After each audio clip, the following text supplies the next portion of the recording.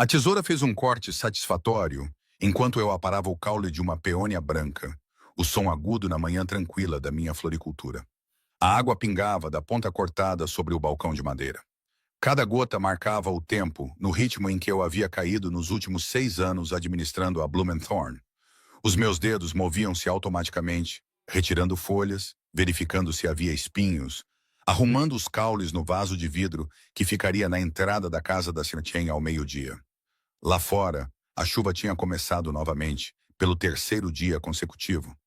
Abril na cidade significava tempo imprevisível, mas isso parecia diferente, mais pesado, como se o próprio céu estivesse a prender a respiração. Olhei para o saco de papel castanho que estava na borda da minha mesa de trabalho, aquele que eu tinha trazido da clínica há 40 minutos. Dentro, dobrado 2 vezes, estava o resultado da ecografia. 6 semanas. A técnica sorriu quando disse isso, parabéns. Com uma voz que parecia não perceber que eu tinha chegado sozinha, que as minhas mãos tremiam quando preenchia os formulários. A campainha acima da porta tocou e eu olhei para cima para ver a minha melhor amiga, Lucia, a entrar a correr, com o guarda-chuva a pingar no chão de azulejos. Atrás dela vinham Sofia e Marie, as três parecendo ter corrido os 2 quarteirões desde o café. Serena Lucia ofegava, enfiando um jornal nas minhas mãos. Precisas de ver isto. A manchete estava em negrito. Casamento de valente russo amanhã. 2 famílias unem-se em cerimônia italiana histórica. Abaixo dela, uma foto. Ele. O homem de 6 semanas atrás. Aquele que aparecera na minha loja durante uma tempestade na hora de fechar, encharcado e pedindo rosas. Aquele cujo nome eu nunca soube. De quem eu nunca tinha conseguido o número. De quem eu tinha tentado esquecer o rosto todos os dias desde então, sem sucesso. Níquico Valente, 30 anos, chefe da família criminosa Valente, casando-se com Isabela Russo, filha do clã rival russo, numa união destinada a acabar com décadas de derramamento de sangue. A minha visão ficou embaçada. As bordas do jornal ficaram desfocadas. Serena, está bem? Está pálida. A mão de Sofia tocou o meu ombro. Coloquei o jornal cuidadosamente sobre a mesa com os dedos dormentes. Então, peguei o saco castanho, tirei a ecografia e fiquei a olhar para ela. A pequena sombra em forma de feijão. 6 semanas e 1 noite. Um estranho, que não era um estranho, mas um homem cujo casamento seria no dia seguinte. O que é isso? Marie inclinou-se para mais perto e soltou um grito. Meu Deus, Serena, isso é... Não respondi. Em vez disso, peguei a tesoura que estava a usar nas flores. Desta vez, as minhas mãos não tremiam. Elas estavam firmes enquanto eu cortava a imagem da ecografia 1, 2, 3 vezes, até que não restasse nada além de confetes espalhados pela bancada, entre os caules das flores e os rolos de fita. Serena. Lúcia agarrou o meu pulso. O que estás a fazer? O que eu deveria ter feito no momento em que saí daquela clínica? Eu disse com voz monótona. Esquecendo, afastei-me delas, da foto dele no jornal vestindo um smoking, dos pedaços da ecografia que pareciam neve entre as rosas. O meu peito estava apertado, como se alguém tivesse enrolado um arame nas minhas costelas e estivesse a puxar. Tu não podes simplesmente... Sofia começou. Observa-me. Caminhei até a sala dos fundos, a área de armazenamento onde guardava vasos extras e fitas, e a pia industrial que usava para lavar baldes. A porta tinha uma fechadura. Girei-a trancando-me lá dentro, e então deixei-me quebrar. Os soluços vieram fortes e rápidos, arrancando de mim de uma forma que nem mesmo na clínica tinham feito. Porque isso era diferente, não era apenas estar grávida e sozinha. Era estar grávida de um homem que pertencia a outra pessoa, que vivia num mundo que eu nem sequer compreendia. Que se ia casar amanhã para selar um tratado de paz como se estivéssemos no século XV e não no mundo moderno. Pressionava a testa contra o metal frio da pia, tentando respirar entre as lágrimas. 6 semanas atrás, ele estava na minha loja com água a escorrer do cabelo escuro, os olhos cinzentos intensos enquanto pedia rosas vermelhas. Para alguém especial. Perguntei e ele disse que era para ele mesmo. Esta noite, apenas esta noite. Conversamos enquanto eu fazia o arranjo sobre flores e chuva e a aparência da cidade quando estava limpa. Ele ajudou-me a fechar a loja, E então a tempestade piorou e eu ofereci-lhe chá enquanto esperávamos passar. Uma coisa levou a outra. Um toque, um beijo. Uma noite que eu revivi 1000 vezes desde então. Ele tinha ido embora pela manhã. Sem bilhete, sem número.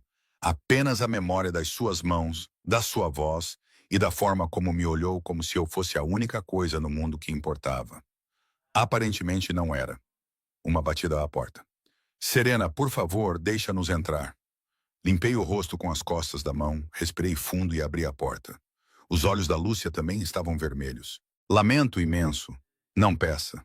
Estou bem. É óbvio que não está bem. Vou ficar. Passei por elas e voltei para a loja principal, até ao balcão onde os pedaços da ecografia ainda estavam entre as flores. Recolhi-os todos e deitei-os no caixote do lixo debaixo da caixa registradora. Tenho encomendas para fazer. A senhora Chen precisa do arranjo até ao meio-dia. Marie trocou um olhar com Sofia. Talvez devesse fechar a loja hoje. Tire um tempo. Eu disse, estou bem. A campainha tocou novamente. Desta vez não eram os meus amigos a chegar. Era ele. Nikiko Valente entrou na minha floricultura, exatamente igual à foto do jornal. Fato preto feito à medida, camisa branca. A mesma intensidade nos olhos cinzentos que me fez esquecer todo o pensamento racional 6 semanas atrás. Atrás dele estavam 2 homens com fatos semelhantes, claramente seguranças. Eles permaneceram junto à porta enquanto ele se aproximava do balcão. As minhas amigas ficaram em silêncio. Todos na cidade sabiam o que o nome Valente significava, o que ele era. Estou aqui para buscar o buquê de noiva, disse ele, com a voz exatamente como eu me lembrava. Profunda e suave, com um leve traço de sotaque italiano que se tornava mais pronunciado em certas palavras. Encomenda, Valente. Olhei para ele. Ele olhou de volta e viu o reconhecimento surgir nos seus olhos no mesmo momento em que o meu coração se partiu novamente. Serena. O meu nome nos seus lábios como se ele tivesse pensado nisso, como se lembrasse. O seu buquê não está pronto. Menti. Mesmo que estivesse na geladeira, com rosas brancas e flores de laranjeira, as flores tradicionais dos casamentos italianos. Volte amanhã. Era para estar pronto hoje. O casamento é amanhã. Então acho que a sua noiva terá de levar cravos da mercearia. A amargura na minha voz era forte o suficiente para cortar. A porta é ali. Tenho trabalho a fazer. O seu maxilar apertou-se. Atrás de mim, ouvi Sofia inspirar profundamente. As pessoas não falavam assim com Nikiko Valente. As pessoas não o dispensavam. Mas eu não era uma pessoa. Eu era a mulher que carregava o seu filho enquanto ele se preparava para casar com outra pessoa. O seu olhar baixou para o balcão, para a fita, os caules e os poucos pedaços de papel que eu tinha deixado passar ao limpar. Observei a sua mão estender-se, observei-o pegar num dos pedaços. Era pequeno, apenas um canto, mas tinha parte da data e parte do meu nome impressos na parte superior. Ele ficou muito quieto. Então, ele pegou outro pedaço e outro. Os seus dedos se moviam rapidamente, recolhendo todos os pedaços, encaixando-os como um quebra-cabeça no balcão de vidro. Não, eu disse, estendendo a mão para impedi-lo. Não faça isso. Mas era tarde demais. Ele tinha juntado pedaços suficientes para ver o que era. Uma imagem de ultrassom. 6 semanas de gestação. Nome da paciente, Serena Blackwell. O silêncio na loja era sufocante. Lúcia agarrou o braço de Sofia. Marie empalideceu. Os 2 seguranças à porta ficaram paralisados, claramente sem saber o que fazer. Os olhos de Nico levantaram-se para os meus.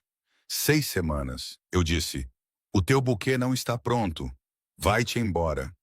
6 semanas, repetiu ele com a voz cada vez mais baixa. É exatamente isso. Eu sei quando foi. As minhas mãos tremiam agora, mas mantive-as apoiadas no balcão. E sei que você vai casar-se amanhã. Então, seja o que for que você pense que isso significa, não significa nada. Está resolvido. Não é da sua conta. A porta é por ali. Ele olhou novamente para as peças montadas, para o meu nome, para a data, para a pequena sombra que lhe teria mostrado tudo se eu não a tivesse destruído. Tu rasgaste-a, muito observador. Por quê? A pergunta ela abriu algo no meu peito. Porque tu vais casar com outra pessoa amanhã. Porque passaste uma noite comigo e desapareceste. Porque isto, apontei para a minha barriga ainda lisa, para os pedaços da ecografia, para o espaço entre nós. Não se encaixa nos teus planos. Os planos mudam. Não os teus, não amanhã. Não para uma aliança familiar e um tratado de paz e tudo o mais que esse casamento significa. Obriguei-me a respirar. Não vou arruinar isso. Não vou ser o escândalo. Vou lidar com isto sozinha. A mão dele disparou, agarrando o meu pulso. Não com força, mas com firmeza suficiente para me impedir de me afastar. O bebê é meu? Todas as pessoas naquela loja prenderam a respiração. Olhei-o diretamente nos olhos e disse: "O meu útero não é da tua conta. Solta-me", responde a pergunta. "Não te devo nada. Vieste buscar um buquê. Está no frigorífico. Pega nele e sai da minha loja." Algo mudou na sua expressão. Não era raiva, era algo mais frio, mais calculado. Ele soltou o meu pulso e caminhou em direção à porta, com o seu segurança a afastar-se. Pensei que ele estava a sair. Pensei que tinha vencido esta batalha. Mas ele parou na porta, virou-se e disse 3 palavras que mudariam tudo. "Cancele o casamento." Então ele pegou o telemóvel, fez uma chamada e ouviu dizer em italiano: "Pai, precisamos de conversar agora." Ele saiu. A porta tocou, a chuva continuava a cair e eu fiquei ali entre as minhas flores, segurando o pulso onde os dedos dele tinham estado, sabendo que tinha acabado de começar uma guerra que não sabia como lutar. "Serena", sussurrou Lucia. "O que diabos acabou de acontecer?" Eu não respondi porque não sabia. Eu só sabia que as peças do ultrassom ainda estavam na minha bancada, remontadas, e que em algum lugar da cidade, Nico Valente estava a tomar decisões que destruiriam qualquer fragilidade que o seu casamento amanhã deveria criar. Tudo por causa de uma noite, uma tempestade, uma escolha e um bebê que nenhum de nós tinha planejado. Na manhã seguinte, eu estava na minha loja ao amanhecer, a arrumar rosas brancas que eram para um casamento que não iria mais acontecer. O jornal tinha confirmado isso 3 horas antes. Casamento de valente russo cancelado. Nenhuma explicação dada. Ambas as famílias se recusaram a comentar. O meu telefone estava a tocar desde a meia-noite. Números desconhecidos. Mensagens de repórteres que de alguma forma tinham conseguido as minhas informações. Desliguei-o após a 15ª chamada. A luz da manhã entrava pelas janelas da frente, refletindo nas gotas de água que ainda estavam no vidro desde a chuva da noite anterior. Cortei outro caule com a tesoura precisa, apesar do cansaço que pesava nos meus membros. Não tinha dormido. Sempre que fechava os olhos, via o rosto dele quando montou as peças do ultrassom. A campainha tocou. Olhei para cima e vi um homem mais velho, com um fato cinzento imaculado, parado na minha porta. Cabelo prateado, olhos perspicazes, o tipo de presença que fazia o ar parecer mais rarefeito. Atrás dele estavam 4 homens vestidos de preto. Não perguntaram nada, apenas estavam lá. Serena Blackwell. Não é uma pergunta. Sou Antônio Valente, pai do Nico. Coloquei a tesoura cuidadosamente sobre a mesa. A loja só abre às 9. Não é sobre flores. Ele entrou mais, o seu olhar percorreu o balcão, parando nas peças do ultrassom que eu tinha deixado lá na noite anterior. Não consegui deitá-las fora pela segunda vez. O meu filho cancelou um casamento que levou 3 anos a negociar. Um casamento que teria posto fim a uma rivalidade sangrenta que durava 4 décadas. Sabe o que isso significa? Que ele fez uma escolha, que fez uma escolha catastroficamente estúpida. A voz de Antônio era dura. Os russos estão a exigir retaliação. A minha própria família está a chamá-lo de vergonha. Tudo por causa disso. Ele apontou para as peças do ultrassom. Então, preciso saber, é verdade? Tá grávida do meu neto? A palavra neto teve um impacto diferente da palavra bebê. Não se tratava mais apenas de Nico e eu. Tratava-se de famílias e legados e coisas que eu não entendia. Não te devo respostas. Tu deves a verdade à minha família, porque neste momento estás no centro de uma situação que pode levar à morte de pessoas. Ele encostou-se ao balcão. Então, vou perguntar novamente. Esse bebê é dos meus filhos? Olhei para este homem que construiu um império com base na violência e na lealdade, cujo filho passou uma noite comigo e depois foi embora para casar com outra pessoa. E tomei uma decisão. Sim. A palavra pairou no ar entre nós. Antônio acenou com a cabeça lentamente, como se estivesse à espera disso, mas precisasse de confirmação. De quanto tempo? 6 semanas. E não lhe ias dizer que ele ia casar. O que era suposto eu fazer? Aparecer na igreja com uma ecografia e arruinar o grande dia dele? A amargura transpareceu. Eu estava a lidar com isso sozinha, destruindo as provas e jogando-as fora, protegendo todos os envolvidos. Algo que poderia ser respeito brilhou nos seus olhos. Você tem mais bom senso do que o meu filho. Infelizmente, ele já estragou tudo, então proteção não é mais uma opção.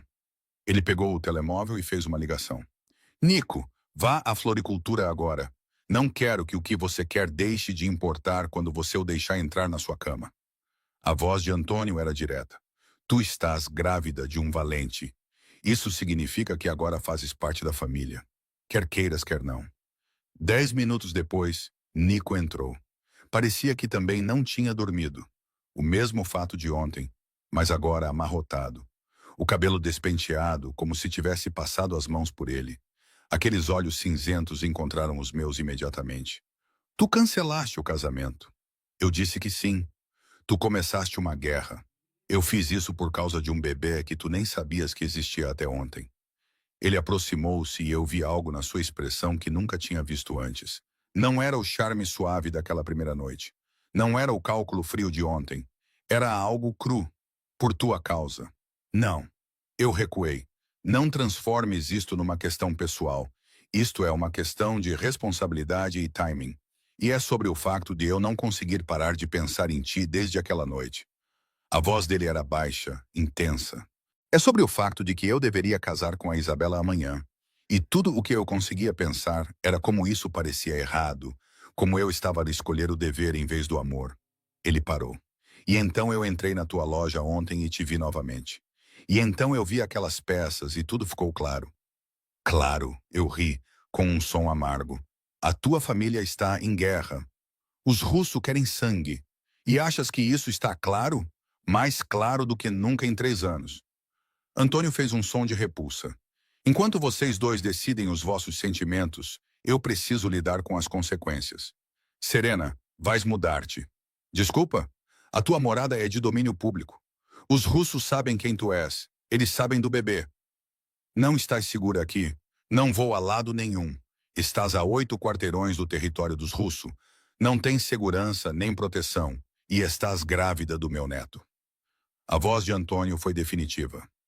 Arruma o que precisas. Vais mudar-te para um local seguro até resolvermos isto. Olhei para Nico. Sabias disto? Liguei-lhe esta manhã para lhe contar sobre o bebê. Ele tomou a decisão sobre a segurança. Então, vocês decidiram pela minha vida, os dois, sem me perguntar. Teriam concordado se tivéssemos perguntado? Antônio ergueu uma sobrancelha. Não. Então isso poupa tempo. A campainha tocou novamente. Desta vez era Lucia trazendo café e bolos, claramente achando que eu precisava de apoio depois do desastre de ontem. Ela congelou quando viu Antônio e os seus guardas. Serena. A voz dela era baixa. Tudo bem. Eu me coloquei entre ela e os homens. Apenas algumas complicações inesperadas. Complicações? Os olhos de Lucia arregalaram-se. Eles estão a ameaçar-te? Eles estão a protegê-la, disse Nico. De quê? Das consequências das decisões do filho deles, disse eu secamente.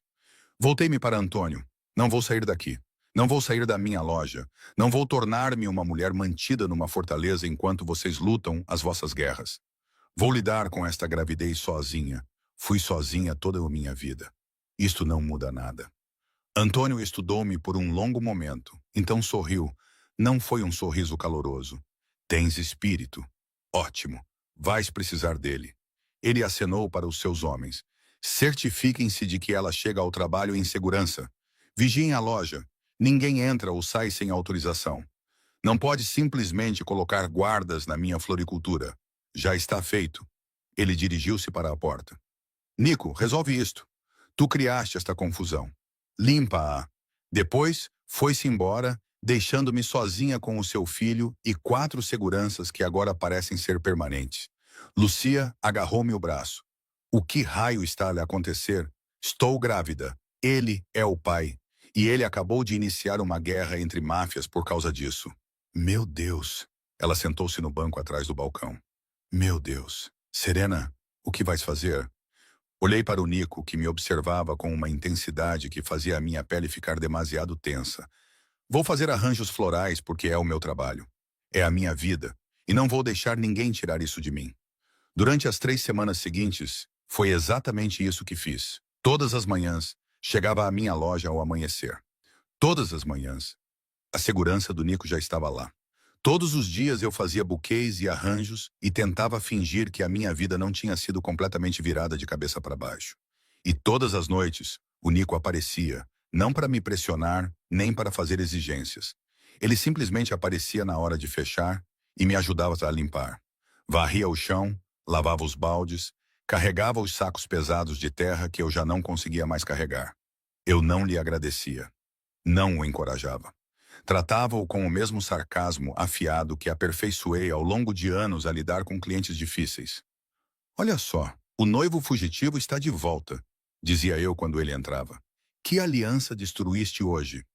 Apenas uma, respondia ele, tirando a vassoura da minha mão sem pedir. Como foi o teu dia? Melhor antes de apareceres. Mas ele continuava a aparecer. E apesar de mim mesma, apesar de tudo, comecei a esperar por ele. Comecei a notar quando ele se atrasava 5 minutos. Comecei a guardar para ele o último café da cafeteira que eu fazia à tarde, 6 semanas após o casamento cancelado que eu estava exibindo. Não era muito, apenas o suficiente para que as minhas roupas normais não me servissem mais. Comecei a usar vestidos largos que escondiam a pequena barriga. Nico percebeu. Precisas de roupas de maternidade, disse ele uma noite depois de fecharmos. Eu tenho roupas. Tens vestidos 2 tamanhos acima do teu. Há uma diferença. E agora és especialista em moda feminina. A minha irmã acabou de ter um bebê. Eu sei como é a gravidez. Ele fez uma pausa. Deixa-me levar-te às compras.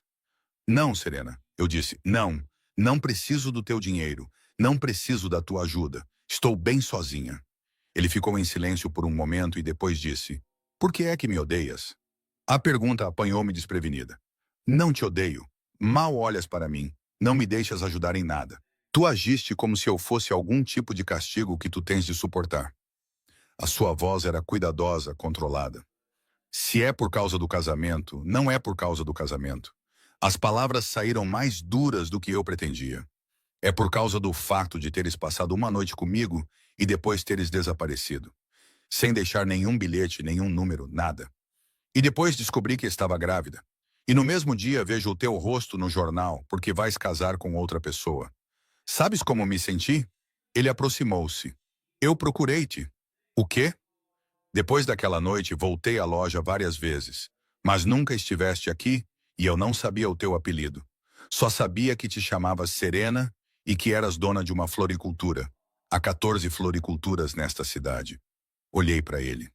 Tu procuraste-me durante semanas e depois o meu pai arranjou o casamento com a Isabela e pensei que ele tivesse desistido. Achei que talvez fosse melhor não te encontrar. Que tu merecias alguém sem a minha vida, sem as minhas complicações. Então tu ias casar com ela. Eu ia cumprir o meu dever, proteger a minha família, fazer as pazes. Ele riu, mas não havia humor nisso. Então entrei na tua loja para pegar o buquê de casamento dela, vi-te novamente e percebi que estava a enganar-me. Não havia dever algum, havia apenas tu. As palavras ficaram suspensas entre nós. Lá fora, a chuva tinha começado novamente, batendo nas janelas como naquela primeira noite. Ainda assim, podias ter me contado, disse baixinho. Ontem, quando viste o ultrassom, podias ter explicado, em vez de simplesmente tomar decisões. Terias ouvido? Não sei, mas mereço a oportunidade de escolher. Ele acenou com a cabeça lentamente. Tens razão. Desculpa. Eu esperava muitas coisas, justificativas, explicações, não um pedido de desculpas. A segurança permanece, acrescentou ele. Isso não é negociável. Os russos ainda estão à procura de vantagem e tu és essa vantagem. Mas tudo o resto, o quanto me vês quando estou aqui, em que te ajudo, isso é escolha tua. Era a primeira vez que alguém me dava uma escolha em semanas. Ok, eu disse finalmente. Ok, podes vir na hora de fechar, podes ajudar a limpar, mas não podes comprar coisas para mim e não podes tomar decisões por mim. E se eu te pedir para ir embora, tu vais. Essas são as minhas condições. Combinado. Ele estendeu a mão. Olhei para ela por um longo momento, então apertei-a. A palma da mão dele era quente contra a minha, calejada de uma forma que me surpreendeu. Não eram as mãos macias de alguém que nunca tinha trabalhado. Eram mãos que conheciam o trabalho, que conheciam a luta. Mais uma coisa, eu disse. O quê? Pare de me olhar assim. Como assim? Como se eu fosse algo precioso que você tem medo de quebrar. Eu não sou frágil, estou apenas grávida. Há uma diferença. Um sorriso surgiu nos seus lábios, o primeiro sorriso verdadeiro que eu via nele. Anotado. Naquela noite, depois de ele sair, fiquei na minha loja e percebi que algo tinha mudado. Não era perdão, ainda não, mas talvez o início de algo. 3 meses depois, eu estava grávida de 7 meses e os meus tornozelos tinham desaparecido. Eu estava no balcão a arranjar um ramo para um cliente quando o Nico entrou com uma caixa. O que é isso? Perguntei, olhando para ela com desconfiança. Uma cadeira. Eu tenho cadeiras. Tu tens um banco que é muito baixo para as tuas costas. Essa é uma cadeira ergonômica concebida para mulheres grávidas. Ele pousou a caixa. Antes que discutas, eu já sei todas as tuas objeções. Sim, estou a comprar-te uma coisa. Não, não podes impedir-me. Não se trata de controlo. Trata-se do facto de que ver-te ficar de pé durante 8 horas seguidas me dá vontade de cometer violência. Pisquei os olhos para ele. Esse é o pior argumento de venda que já ouvi. Está a funcionar? Apesar de mim mesma. Ri-me. Tudo bem, podes montar a cadeira, mas isso não significa nada, exceto que ficarás mais confortável. Eu sei. Ele começou a desembalar a cadeira. Além disso, a minha irmã quer conhecer-te. Por quê? Porque falo constantemente de ti e ela está preocupada que eu tenha enlouquecido. Ele olhou para cima. Ela é muito simpática. Sem pressão, só um café. Ela vai levar o bebê. Eu devia ter recusado. Devia ter mantido esses limites claros. Mas 3 meses com o Nico a aparecer todas as noites e a habituar-me lentamente à sua presença tinham desgastado as minhas defesas. Está bem. O rosto dele iluminou-se de uma forma que me apertou o peito. Sim. Um café. Só isso. Um café. Ele fez uma pausa. Obrigado.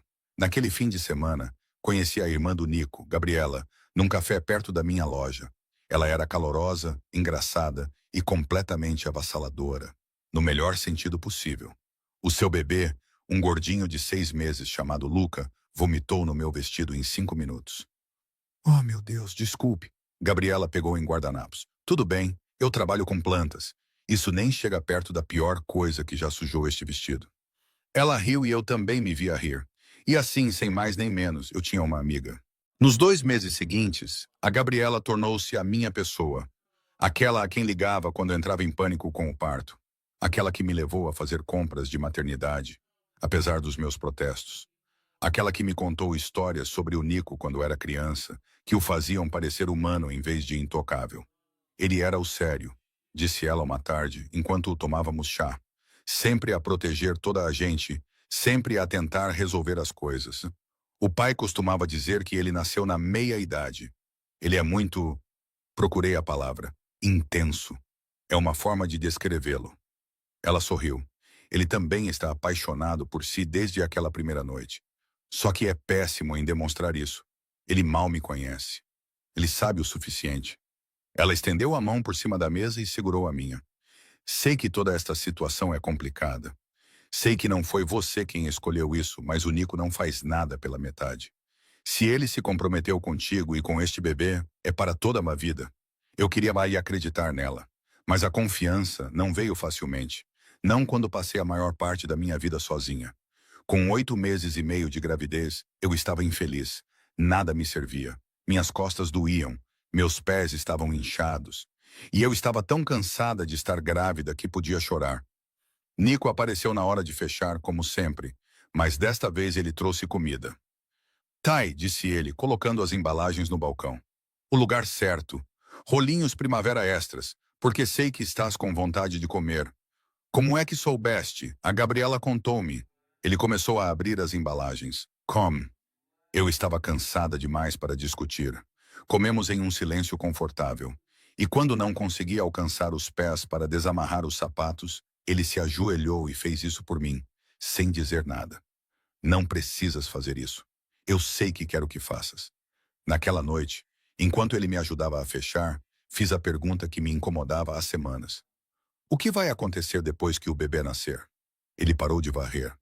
O que quer dizer? Quero dizer, você está aqui todos os dias há 8 meses. Provou que está comprometido. Mas o que vai acontecer quando tiver um bebê de verdade? Quando não for mais apenas teórico? Ele colocou a vassoura de lado e veio parar na minha frente. Então continuarei aqui todos os dias, todas as noites, para o que precisares. E a tua família, os russos, tudo isso está resolvido. A sua voz era firme. Os russos retiraram as suas exigências há 2 meses. O meu pai negociou uma nova aliança. Está feito. Assim, sem mais nem menos. Não foi assim tão fácil. Deu trabalho, mas sim, está feito. Ele fez uma pausa. Tu e este bebê são a minha prioridade. Tudo o resto vem em segundo lugar. Olhei para ele, para este homem que apareceu todos os dias durante 8 meses, que não pediu nada além da oportunidade de estar presente, e senti algo se abrir no meu peito. Ok, sussurrei. Ok, acredito em ti. O alívio em seu rosto era tão profundo que fez minha garganta lá apertar. Ele levantou a mão como se fosse tocar meu rosto, mas parou, incerto. Eu mesma diminuí a distância, inclinando-me em direção à sua mão. Serena, ele sussurrou. Não fale, eu disse. Apenas fique. E ele ficou. Uma semana depois, entrei em trabalho de parto às 3 da manhã, sozinha no meu apartamento acima da loja. Liguei para o Nico e ele chegou em 7 minutos, infringindo todas as leis de trânsito da cidade.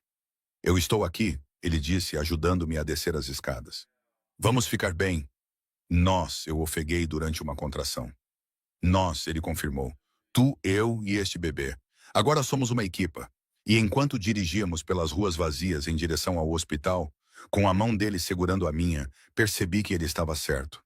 Em algum lugar entre aquela primeira noite e aquele momento, entre a raiva e o perdão, entre o medo e a confiança, nós nos tornamos algo. Não um casal, ainda não, mas um começo. O quarto do hospital era muito branco, muito estéril, muito claro para as 3 da manhã. Agarrei-me à grade da cama durante outra contração, respirando da maneira que a enfermeira me ensinara na aula de preparação para o parto que eu assistira sozinha 3 semanas antes. Nico estava ao meu lado, com a mão nas minhas costas, uma pressão constante que de alguma forma ajudava. Estás a ir muito bem, murmurou ele. Não me trate com condescendência, ofeguei. Não faz ideia. As palavras foram interrompidas por outra onda de dor. Quando passou, recostei-me nos travesseiros. O meu cabelo estava colado à testa. Estava em trabalho de parto há 6 horas, e o médico disse que ainda tinha um longo caminho pela frente. Devo ligar para a Gabriela, disse Nico, pegando no telemóvel. São 3 da manhã. Ela me fez prometer. Ele já estava a discar. Um momento depois. Ela, está na hora. Sim, estamos na sala de parto 304 do Mercy General. Uma pausa. Ela está a ir muito bem, teimosa como tudo, mas muito bem. Eu teria discutido, mas outra contração começou, roubando-me o fôlego. A Gabriela chegou 40 minutos depois com café para o Nico e gelo picado para mim, o seu bebê com uma ama e o seu marido a caminho para ir buscar as minhas amigas, para que eu não ficasse sozinha. Ligaste a Lúcia? Perguntei entre contrações. Claro que sim. Achas que te deixaríamos fazer isso sozinha? Gabriela apertou a minha mão. A tua família agora, isso significa estar presente. Às 6 horas da manhã, o meu pequeno quarto de hospital estava cheio. Lucia, Sofia e Marie tinham chegado, parecendo exaustas, mas determinadas. Gabriela assumiu o comando de organizar todos, mandando as pessoas saírem para comprar comida ou café ou dar uma volta quando o quarto ficava muito cheio. Nico nunca saiu do meu lado.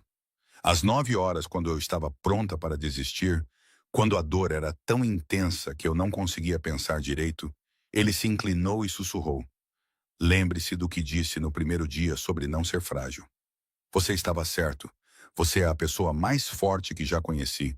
Você consegue fazer isso. Eu não consigo. Você consegue. Você vai conseguir. E eu estou aqui. Mateu Valente nasceu às 7h23 da manhã de uma terça-feira no final de dezembro, gritando alto o suficiente para acordar todo o andar. A enfermeira colocou-o no meu peito. Este ser humano minúsculo e perfeito, com uma cabeleira escura e o rosto mais bonito que eu já tinha visto. Eu não conseguia respirar, não conseguia pensar, só conseguia olhar para este milagre que tínhamos criado. A mão de Nico tremia quando ele estendeu o braço para tocar a cabeça do nosso filho. Ele é perfeito. Ele é, sussurrei, com lágrimas a escorrerem pelo meu rosto. Ele realmente é. As horas seguintes passaram num borrão, com exames, medições e visitas. Antônio apareceu brevemente, deu uma olhada no neto e teve que sair para o corredor porque seus olhos ficaram suspeitosamente molhados. Gabriela chorou. Os meus amigos choraram. Até a voz de Nico falhou quando ele segurou o Mateu pela primeira vez. Mas por fim, todos foram embora. O quarto ficou silencioso e ficamos apenas nós três. Observei Nico andar de um lado para o outro com Mateu, aquele homem forte reduzido a um gigante gentil por um recém-nascido de 3 quilos. Ele cantarolava algo em italiano, uma música antiga e familiar, provavelmente uma canção de ninar que a sua própria mãe cantava. És bom nisto, disse eu baixinho. Ele olhou para cima com surpresa nos olhos. Em quê? Em ser pai. Ainda não fiz nada. Apareceste todos os dias durante 9 meses. Isso é mais do que a maioria das pessoas faz numa vida inteira. Ele sentou-se na beira da minha cama, com Mateu a dormir nos seus braços. Eu estava a falar a sério naquela noite antes de ele nascer. Tu e ele, vocês são a minha prioridade. Tudo o resto vem em segundo lugar. E o negócio da tua família? Estou a afastar-me, deixando o meu pai tratar de mais coisas, promovendo pessoas em quem confio. Ele olhou para Mateu. Quero estar presente para isto, para ele, para ti, sem dividir o meu tempo entre o que devo fazer e o que quero fazer. As palavras ficaram suspensas no ar entre nós. Esperei com um significado que ainda não estava pronta para examinar. Provavelmente devemos conversar, disse eu, sobre o que vai acontecer a seguir. O que quer que aconteça? Foi a primeira vez que ele perguntou, em vez de decidir. A primeira vez que me deu controle total. Parei de tentar encontrar as palavras. Quero ir devagar. Quero descobrir como ser pais antes de descobrirmos como ser qualquer outra coisa. Quero que o Mateu tenha um pai presente e envolvido, não uma figura distante que aparece nos aniversários e no Natal. Feito. Assim mesmo. Assim mesmo. Os seus olhos cinzentos estavam fixos nos meus. Qualquer que seja o tempo que precises, quaisquer que sejam os limites que te deixem confortável, eu não vou a lugar nenhum. As semanas seguintes provaram que ele falava a sério. Voltei para o meu apartamento acima da loja e o Nico alugou o apartamento ao lado. Ele aparecia para todas as mamadas às 2 da manhã, todas as trocas de fraldas, todos os acessos de choro. Ele aprendeu a enrolar o bebê em panos, a fazer-lhe arrotar e a acalmá-lo melhor do que eu. Tem um talento natural, observou Gabriela uma tarde, vendo-o a embalar Mateu enquanto eu finalmente conseguia comer com as 2 mãos. Estou apavorado, admitiu ele. A cada segundo, mas também olhou para o nosso filho adormecido. Também o mais feliz que já fui. Compreendi o que ele queria dizer. Este pequeno ser humano tinha tomado conta das nossas vidas completamente. A minha floricultura funcionava em horário reduzido. A empresa da família do Nico operava com ele tomando decisões da minha sala de estar, em vez de um escritório no centro da cidade. Todo o nosso mundo se contraiu para este pequeno espaço.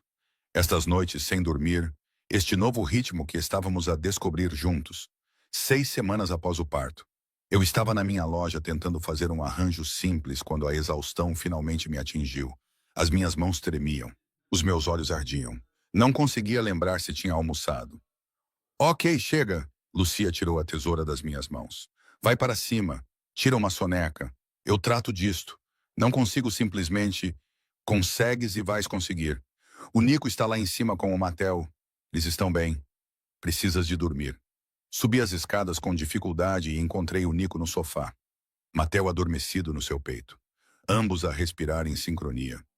A visão fez o meu peito doer de uma forma que não consigo descrever. Ei, disse ele suavemente. Estás bem? Cansada. Afundei-me na outra ponta do sofá. Tão cansada que não consigo lembrar-me que dia é hoje. É quinta-feira. Dormiste 3 horas no total ontem à noite. Eu contei. Perseguidor, pai preocupado do teu filho. Ele moveu-se com cuidado, para não perturbar Mateu. Quando foi a última vez que dormiste uma noite inteira? Acho que foi em algum momento do meu segundo trimestre. Ele tomou uma decisão que pude ver se formando nos seus olhos. Hoje à noite, eu assumo o turno da noite. Todo ele. Tu vais dormir na minha casa e eu vou ficar aqui com ele. Tu não podes. Eu posso. Eu vou. Isso não é negociável, Serena. Tu estás exausta e isso não é sustentável. Eu queria discutir, queria insistir que eu poderia lidar com isso. Mas a verdade era que eu não podia, não sozinha. E ele estava a oferecer algo que eu não tinha há 6 semanas. Descanso. Tudo bem, eu sussurrei. Naquela noite dormi 11 horas seguidas no apartamento do Nico, ao lado. Quando acordei, a luz do sol entrava por janelas desconhecidas e me senti humana pela primeira vez em semanas. Encontrei o Nico e o Matel no meu apartamento, ambos parecendo exaustos, mas vivos. Como foi? Perguntei, tirando o Matel dos braços dele. Horrível, incrível. Não faço ideia de como você tem feito isso praticamente sozinha. Ele passou a mão pelo cabelo despenteado, mas também o alimentei 2 vezes, troquei-lhe a fralda 4 vezes e levei mais cusparadas do que eu imaginava ser possível. Então, criamos laços. Eu ri, o som parecendo estranho depois de semanas de estresse. Estás uma bagunça? Sou pai, ele sorriu. Há uma diferença. 3 meses após o nascimento de Matel, a família Russo mudou-se. Eu estava a fechar a loja quando 2 homens que eu não reconhecia entraram. Não eram clientes nem vendedores. A maneira como se moviam, como se posicionavam, bloqueando a porta. Eu soube imediatamente que algo estava errado. Serena Blackwell. O mais alto sorriu, mas o sorriso não chegou aos olhos. Estamos fechados. Não viemos comprar flores. Ele tirou um telemóvel e mostrou-me uma foto. Tinha sido tirada do outro lado da rua. Eu a levar o Matel para a loja esta manhã. Que bebê bonito. Seria uma pena se algo lhe acontecesse. O gelo inundou as minhas veias. A minha mão moveu-se instintivamente para o botão de pânico que o Nico tinha instalado debaixo do balcão há 3 meses. Aquele que eu achava exagerado. Apertei-o. O que querem? Mantive a voz firme, mesmo com o coração a bater forte. Uma mensagem para o valente. Diga-lhe que os russos não esquecem. Diga-lhe que há consequências por quebrar promessas. O homem aproximou-se. Diga-lhe que o filho dele é... A porta explodiu para dentro. O Nico moveu-se como a violência personificada. Toda a fúria controlada e ação precisa. Os 2 homens não tiveram hipótese. Em segundos, estavam no chão. A equipa de segurança de Nico entrou atrás dele. Ele veio direto para mim, com as mãos no meu rosto, verificando se eu estava ferida. Estás ferida? Eles tocaram em ti? Não, estou bem, mas eles ameaçaram o Mateu. A minha voz falhou. A expressão dele ficou fria, mais fria do que eu já tinha visto. Ele virou-se para os homens que agora estavam a ser contidos pela sua equipa. Levem-nos. Quero saber tudo. Quem os enviou? O que lhes foi dito? Tudo. Então ele me puxou contra o seu peito e eu me deixei tremer. É por isso, disse ele baixinho com veemência. É por isso que insisti na segurança. Por que queria você em um lugar mais seguro? Porque o meu mundo agora toca você. Toca o nosso filho. E vou destruir qualquer um que ameace você. Eu me afastei para olhá-lo. Eles disseram, os russos não esquecem. Deixa-me tratar disso. Não, agarrei a camisa dele. Chega de segredos. Chega de tratar das coisas sem me contar. Se vamos fazer isto, se vamos criar o Matel no teu mundo, então preciso saber tudo. Ele estudou o meu rosto por um longo momento. Depois acenou com a cabeça. Ok, vamos lá. Ele levou-me a uma reunião que eu não deveria testemunhar. O escritório do pai dele no centro da cidade. Toda a família Valente sentada à volta de uma mesa de conferências. Antônio à cabeceira, Nico à sua direita, e eu segurando o Matel no fundo da sala, onde eu podia observar e ouvir. Antônio expôs a situação, as tentativas dos russos de minar os seus negócios, as ameaças contra membros da família, a tensão crescente que ameaçava explodir numa guerra total. Precisamos de responder, disse um dos primos de Nico, mostrar-lhes que não seremos pressionados. Precisamos de ser inteligentes, Antônio, não reacionários. Eles ameaçaram o meu filho. A voz de Nico era baixa, letal. Isso não é algo que eu possa ignorar. E não vais ignorar, mas vamos responder com estratégia, não com emoção.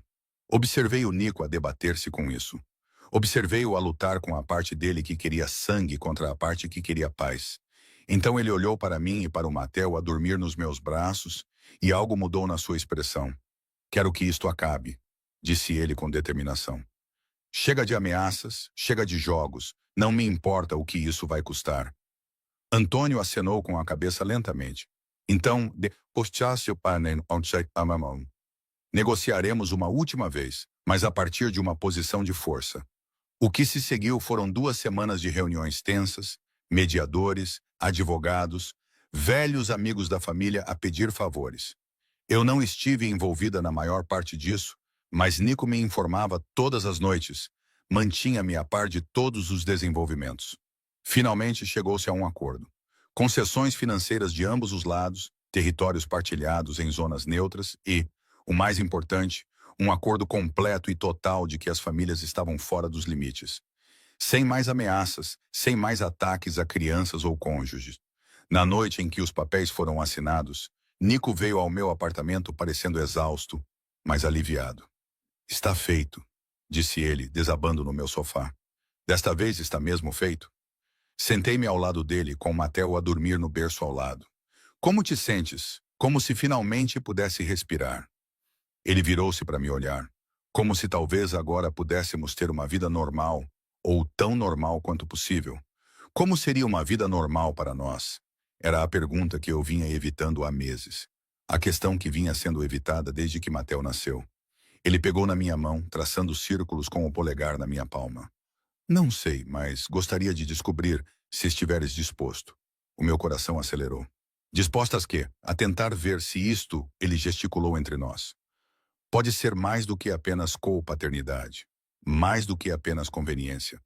E se não funcionar, então descobrimos juntos, como uma equipa, como temos feito.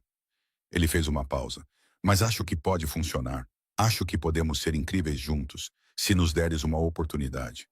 Olhei para este homem que apareceu todos os dias durante 10 meses, que provou o seu compromisso repetidamente, que negociou a paz com os seus inimigos para que o nosso filho pudesse crescer em segurança. Está bem, disse baixinho. Está bem, vamos tentar. Vamos ver no que isto pode dar. O seu sorriso era como o nascer do sol, lento, caloroso e cheio de promessas.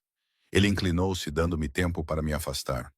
E quando não o fiz, os seus lábios encontraram os meus num beijo que não tinha nada a ver com aquele da primeira noite. Aquele tinha sido de paixão, urgência e desespero. Este era terno, paciente, cheio de todas as coisas que ainda não tínhamos dito, mas que ambos sentíamos. Quando nos afastamos, o Mateo escolheu aquele momento para acordar a chorar. Ambos rimos. O momento foi interrompido, mas não arruinado. E o Nico foi buscar o nosso filho, enquanto eu observava e percebia uma coisa. Eu estava a apaixonar-me por ele. Não pela versão daquela primeira noite. Não pelo poderoso herdeiro da máfia ou pelo homem que cancelou um casamento. Por esta versão, aquele que trocava fraldas às 3 da manhã, que aprendeu a preparar biberões, que cantava canções de embalar italianas e lia livros sobre parentalidade e fazia perguntas em vez de fazer suposições. Esta versão eu podia amar. Essa versão eu amava. 6 meses após o nascimento de Mateo, a minha floricultura estava prosperando de maneiras que eu nunca imaginei. As medidas de segurança que Nico insistiu em tomar. Câmaras, portas reforçadas, botões de pânico inicialmente pareciam excessivos. Agora eram apenas parte do cenário. Tão familiar quanto os refrigeradores e as mesas de corte, Mateo dormia num berço atrás do balcão enquanto eu trabalhava. Uma configuração que horrorizava alguns clientes e encantava outros. Aprendi a fazer arranjos com uma mão para acalmar um bebê que chorava enquanto explicava as variedades de rosas aos clientes. A existirem 2 mundos ao mesmo tempo. Ele está a ficar tão grande, observou a Sebastián durante a sua visita semanal, olhando para o Mateo com aquele tipo de energia de avó que me fazia doer o peito. Os meus pais morreram quando eu tinha 20 anos e desde então tenho estado sozinha. Mas aos poucos, este bairro, estes clientes, a família do Nico estavam a tornar-se meus. 6 meses na próxima semana eu disse, aparando Gipsófila para o arranjo dela. Ele já está a tentar engatinhar. E o pai dele? Como está a situação? Eu sorri apesar de mim mesma. Complicada, mas boa. Complicada não era suficiente para descrever. O Nico e eu éramos o que quer que fôssemos há 4 meses. Não namorávamos propriamente. Não éramos apenas co-pais. Algo entre os dois que não tinha uma definição clara, mas que parecia certo de qualquer forma. Ele ainda morava ao lado. Ainda aparecia todas as noites para ajudar com o Mateu. Mas agora também ficava para jantar às vezes. Trazia-me café de manhã, do jeito que eu gostava. Deixava bilhetes na minha bancada quando tinha de viajar a trabalho. Volto amanhã. Sinto a vossa falta. Vocês dois sempre fizeram algo bater no meu peito. Não dormíamos juntos desde aquela primeira noite. Beijamo-nos algumas vezes, beijos suaves e hesitantes que prometiam algo, mas nunca forçavam, e era só isso. Como se ambos tivéssemos medo de nos precipitar em algo que pudesse destruir o que tínhamos construído. Não tenha pressa, aconselhou Gabriela durante um dos nossos encontros semanais para tomar café. Estão a construir uma base. Isso é mais importante do que qualquer outra coisa. Mas às vezes, tarde da noite, quando Mateu estava lá a dormir e eu podia ouvir Nico a movimentar-se no seu apartamento através das paredes finas, eu me perguntava o que estávamos à espera. A pergunta foi respondida numa quarta-feira no início do verão. Eu estava a fechar o restaurante quando Nico entrou com comida tailandesa para levar e parecendo preocupado. "O que se passa?" perguntei imediatamente. "Precisamos de conversar." Essas 4 palavras nunca levavam a nada de bom. Tranquei a porta, virei a placa e segui o escada acima, onde Mateu dormia no berço. "O meu pai quer reformar-se", disse Nico, colocando a comida no balcão, mas sem abri-la. "Ele faz 70 anos no mês que vem e ele está cansado. Ele quer sair. Isso é bom, certo? Ele merece. Significa que vou assumir os negócios da família. Todos eles." Ele passou a mão pelo cabelo. Um sinal que eu aprendi a reconhecer como indicativo de que ele estava estressado. Significa mais responsabilidade, mais tempo longe, mais perigo. Tudo bem. Eu me inclinei contra o balcão, tentando processar a informação. "O que isso significa para nós?" "Não sei. É isso que preciso descobrir." Ele se aproximou porque eu quero isso. Quero você, quero que sejamos uma família de verdade, mas também preciso ser realista sobre como é a minha vida. O que posso oferecer? "O que você está a dizer?" "Estou a dizer que talvez você e Mateu devessem se mudar para um lugar mais seguro, longe de tudo isso." As palavras me atingiram como um golpe físico. "Queres que a gente vá embora?" "Quero que vocês estejam seguros. Há uma diferença." "Não." Balancei a cabeça. "Não, não podes decidir isso. Não podes nos afastar porque achas que é melhor para nós." "Serena, passei a vida inteira sozinho, Nico. Os meus pais morreram num acidente de carro quando eu tinha 20 anos. Não tive ninguém, nenhuma família, nenhum apoio. E então tu apareceste e a minha voz se partiu. E tu me fizeste acreditar que eu poderia ter mais, que Mateu poderia ter mais. Tu não podes tirar isso agora porque as coisas estão a ficar complicadas. Estou a tentar proteger-te, e não preciso de proteção. Preciso de parceria. Preciso de alguém que converse comigo em vez de tomar decisões por mim." Aproximei-me, forçando-o a olhar para mim. "Queres saber do que preciso? Preciso que fiques. Preciso que lutem por isto em vez de fugirem. Nunca fugi de nada na minha vida. Então não comeces agora." Ficamos ali, a poucos centímetros de distância, ambos a respirar com dificuldade. E então ele beijou-me, não de forma gentil, nem hesitante. Era toda a frustração, medo e desejo que se acumulavam há meses, libertados num único momento. Beijei-o com a mesma intensidade, as minhas mãos apertando a camisa dele, puxando-o para mais perto. Ele levantou-me para cima do balcão, colocando-se entre as minhas pernas, e eu envolvi-me nele como se pudesse prendê-lo ali, fazê-lo ficar. Quando finalmente nos separamos, ambos ofegantes, a testa dele repousou contra a minha. "Não estou a fugir", disse ele baixinho. "Estou apavorado. Há uma diferença." "De quê? De falhar contigo? De falhar com ele?" A mão dele moveu-se para cortar o meu rosto. "De tu perceberes que não vale o risco." "És um idiota", disse eu. Mas não havia calor nisso. "Tens provado o teu valor todos os dias durante 11 meses. Como é que ainda não percebeste isso?" "Porque venho de um mundo que destrói coisas bonitas. E tu e o Mateu, vocês são as coisas mais bonitas da minha vida." O seu polegar traçou a minha maçã do rosto. Não quero ser a coisa que te arruína. Não serás. Não se fizermos isto juntos. Ele estudou o meu rosto por um longo momento, como se estivesse a memorizá-lo. Então, ele beijou-me novamente, mais devagar desta vez, mais doce, e senti algo mudar entre nós. Uma decisão sendo tomada, um futuro sendo escolhido. Quando o Matel acordou a chorar, afastamo-nos, ambos a sorrir, e o Nico foi buscar o nosso filho enquanto eu finalmente abria as embalagens de comida. Então, disse eu enquanto ele se acomodava no sofá com o Matel. Qual é o plano? Eu assumo o negócio, mas delego mais. Contrato pessoas em quem confio, crio limites entre o trabalho e a família. Ele olhou para mim e para ti e para o Matel e disse: Vocês ficam aqui comigo como uma família. Define família, como quiseres defini-la. Não estou a pressionar para casar, ou ele parou. A menos que queiras isso, nesse caso podemos conversar sobre isso. Pensei no seu casamento cancelado, em como ele me escolheu em vez do dever há 11 meses, em todas as noites desde então, em todas as fraldas trocadas, em todas as mamadas às 3 da manhã, em todos os momentos em que ele escolheu estar presente. Não preciso de um casamento, disse com cuidado, mas preciso de compromisso. Preciso de saber que estás totalmente envolvido. Estou totalmente envolvida. Estou desde o momento em que vi aquelas imagens de ultrassom. Os seus olhos cinzentos estavam fixos nos meus. Tu e ele, vocês são tudo. Todo o resto são apenas detalhes. Ao longo do mês seguinte, Nico fez a transição para o seu novo papel como chefe da família Valente. Eu o observei lidar com disputas de poder e rixas antigas. Observei-o tomar decisões difíceis com uma elegância que eu não sabia que ele possuía. E todas as noites, sem falta, ele voltava para casa para nós. Como foi o seu dia? Tornou-se o nosso ritual. Ele me perguntava sobre a loja, sobre os clientes e os pedidos de flores, e as últimas novidades sobre Mateu. Eu lhe perguntava sobre os negócios em termos vagos, que lhe permitiam compartilhar o que podia sem me sobrecarregar com detalhes desnecessários.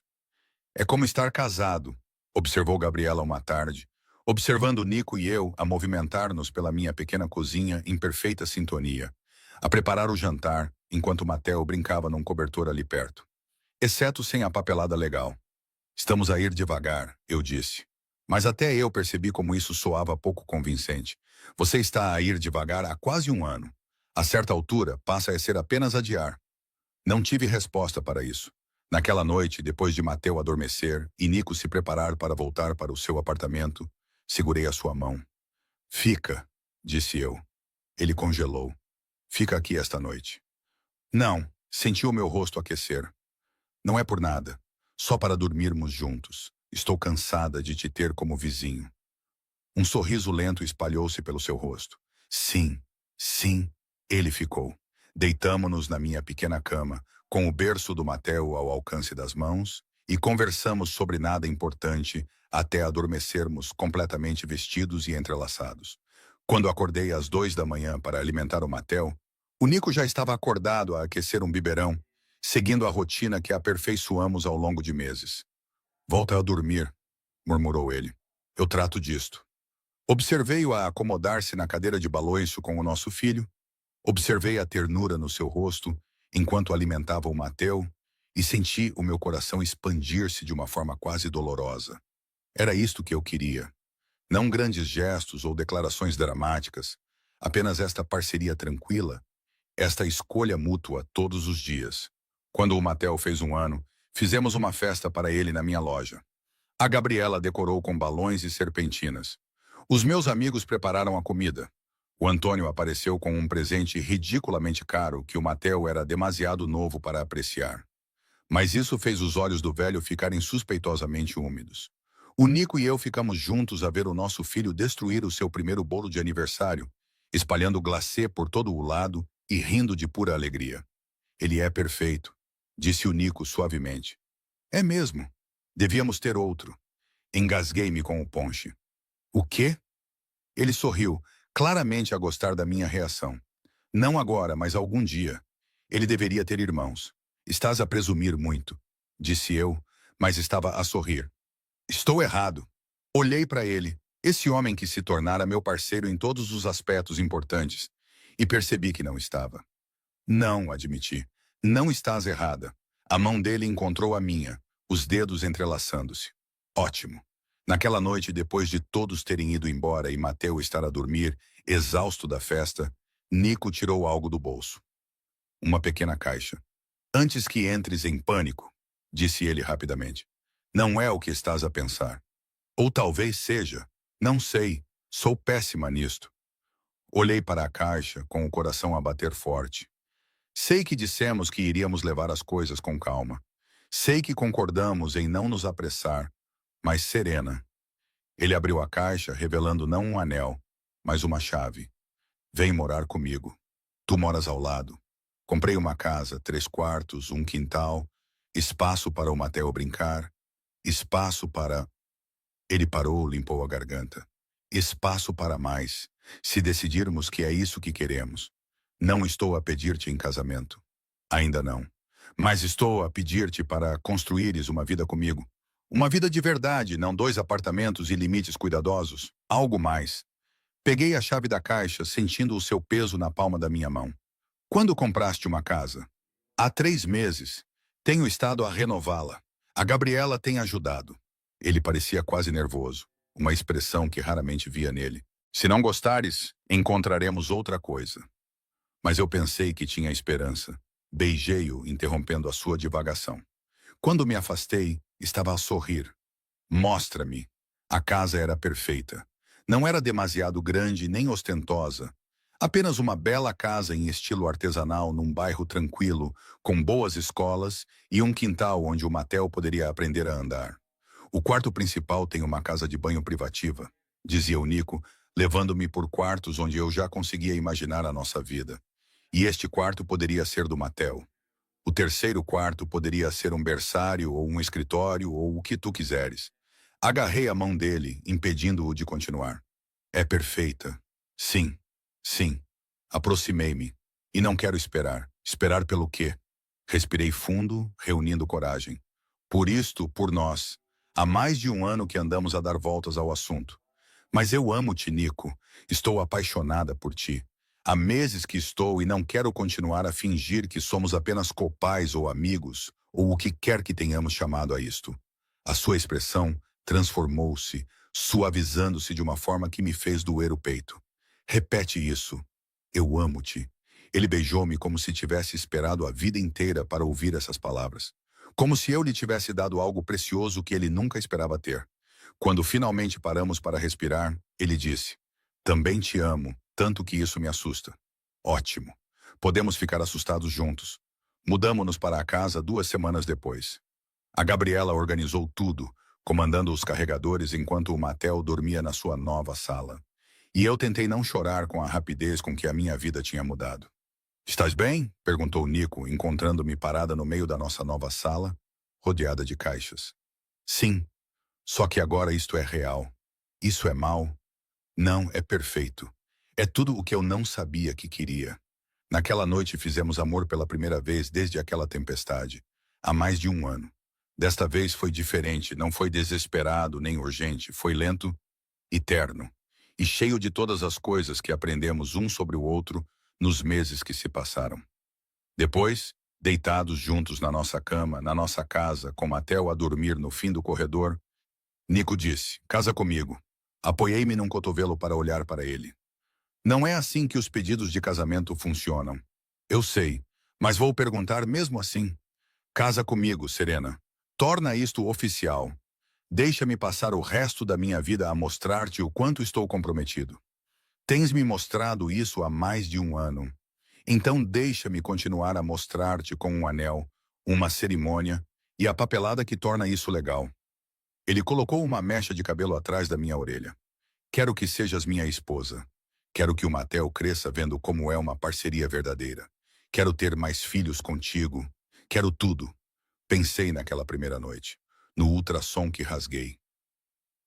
Em todas as noites em que ele apareceu na minha loja. Em todas as fraldas que ele trocou. Em todos os momentos em que ele nos escolheu. Sim, eu disse, sim, sim. Vou casar contigo com uma condição. Qualquer coisa. Vamos fazer do nosso jeito. Sem um casamento enorme. Sem um espetáculo familiar. Só nós e as pessoas que importam. Ele sorriu. Aquele sorriso lento e caloroso pelo qual me apaixonei. Feito. Casamos 3 meses depois, no quintal da nossa casa. Uma cerimônia pequena, com familiares e amigos próximos. O Matel a cambalear entre nós com um fato minúsculo, a levar os nossos anéis numa almofada de cetim com a ajuda da Gabriela. Quando chegou a hora dos votos, Nico tirou os pedaços da ecografia que eu tinha rasgado há mais de um ano. Tinham sido preservados em resina e colocados numa moldura dourada. Rasgaste isto pensando que eu escolheria outra pessoa, disse ele com a voz cheia de emoção. Mas naquela tarde, na tua loja, rodeado de flores, encontrei a única coisa que importava. Tu, ele, nós. Eu estava a chorar. Todos estavam a chorar. Theo Antônio teve que se virar. Eu escolho-te, continuou Nico. Eu escolhi-te naquela altura e escolho-te agora. E vou escolher-te todos os dias pelo resto das nossas vidas. Os meus votos foram simples. Tu apareceste todos os dias. Tu apareceste e ensinaste-me que o amor não é apenas um sentimento. É ação, é escolha, é parceria. Eu amo-te, Nico Valente, e prometo continuar a aparecer também. Quando nos beijamos, Matel bateu palmas com as suas mãos gorduchas e todos riram entre lágrimas. A recepção foi simples. Comida, música e dança no nosso quintal, sob luzes de corda. A certa altura, dei por mim ao lado de Gabriela, a ver Nico dançar com Matel. Ambos a rir. Fizeste bem, disse ela. Nós dois fizemos. Eu sorri. Todos nós fizemos. Ele está diferente agora. Mais suave, mais feliz. Ela apertou a minha mão. Obrigada por lhe dares isso. Por dares isso a todos nós. Naquela noite, depois de todos terem ido embora e Matel finalmente ter adormecido, Nico e eu ficamos no nosso quarto, ainda com as nossas roupas de casamento. Então ele disse, conseguimos, conseguimos. Algum arrependimento? Pensei na jornada, no medo e na incerteza, na lenta construção da confiança. A escolha de ficar quando partir teria sido mais fácil. Nenhum único. Ele beijou-me e eu senti o sabor da promessa e da eternidade, e soube que, independentemente do que viesse a seguir, quaisquer que fossem os desafios, alegrias ou complicações, nós os enfrentaríamos juntos, como sempre fizemos, como sempre faríamos. 2 anos após o nosso casamento, eu estava na cozinha da nossa casa, com as mãos apoiadas na bancada, lutando contra a náusea que se tornara minha companheira constante no último mês. A mamãe está doente, Matel perguntou da sua cadeira alta. Os seus olhos escuros, tão parecidos com os do pai, estavam arregalados de preocupação. A mamãe está bem, querido. Eu consegui, embora o meu estômago discordasse. Só um pouco cansada. A porta da frente se abriu e a voz de Nico chamou. Cheguei. Matel gritou de alegria quando o pai apareceu, já a estender os braços para ele. Nico pegou o nosso filho com facilidade, beijando os seus caracóis escuros, enquanto Matel ria e balbuciava sobre o seu dia na linguagem infantil que só nós conseguíamos interpretar. Como estão as minhas 2 pessoas favoritas? Perguntou Nico, o seu olhar encontrando o meu por cima da cabeça de Matel. 3? Corrigi baixinho. Ele congelou. 3? Tirei o teste de gravidez positivo do bolso, aquele que tinha feito naquela manhã, o 4º, só para ter certeza. 3. A alegria que transformou o rosto dele fez meu peito doer da melhor maneira possível. Ele colocou Matel no chão com cuidado, depois atravessou a sala em 3 longos passos e me puxou para os seus braços. Tem certeza? Tenho 4 testes que dizem que sim. A consulta médica está marcada para a próxima semana para confirmar. Mas eu sorri contra o seu peito. Sim, tenho a certeza de que vamos ter outro bebê. Ele disse isso como se estivesse a testar as palavras, tornando-as reais. Então afastou-se para me olhar, com as mãos a segurar o meu rosto. Como te sentes? Estás bem? Precisas de alguma coisa? Estou bem, com náuseas, exausta, mas bem. Devemos comemorar. Vou ligar para a Gabriela e para o meu pai e esperar. Segurei as mãos dele. Vamos manter isso entre nós por um tempo. Quero saborear isso antes que se torne um assunto de toda a família. A compreensão suavizou a expressão dele. Claro, o que precisares.